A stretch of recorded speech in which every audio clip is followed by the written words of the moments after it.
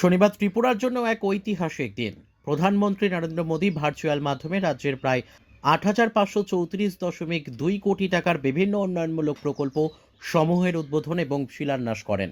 বিকশিত ভারত বিকশিত ত্রিপুরা গঠনের লক্ষ্যে উন্নয়নের এক নতুন অধ্যায় রচিত হবে।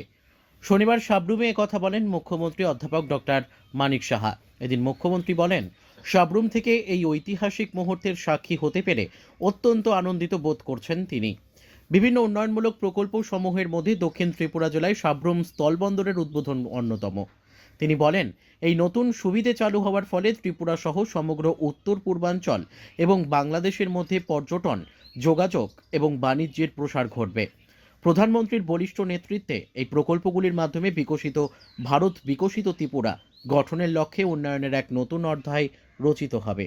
দক্ষিণ ত্রিপুরার সাবরুম, যেটা আমরা এখানে বসে আছি, স্থল বন্দর, যার জন্য মোট খরচ হয়েছে 250 কোটি টাকা।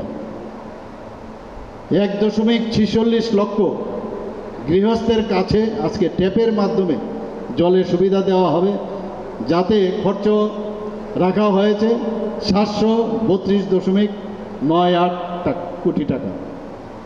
রূপাইছড়ি এবং করবুকে একলব্য মডেল আবাসিক বিদ্যালয় ভবন এবং তার জন্য মোট নির্মাণ ব্যয় হবে 48 কোটি টাকা। 4টি নতুন স্কুল ভবনেরও আজকে এখানে ফাউন্ডেশন লেয়া হবে, তাতে 10 কোটি টাকা ব্যয় হবে।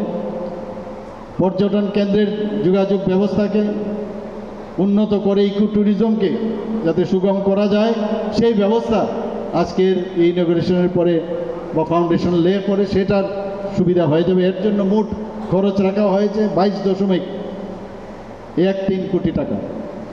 জাতীয় সড়ক NH 208-এ কৈলাসহর কুর্তি ব্রিজ অংশের মোট 11.800 কিলোমিটার রাস্তার উন্নয়ন হবে, যার জন্য মোট খরচ রাখা হয়েছে 154.51 কোটি টাকা।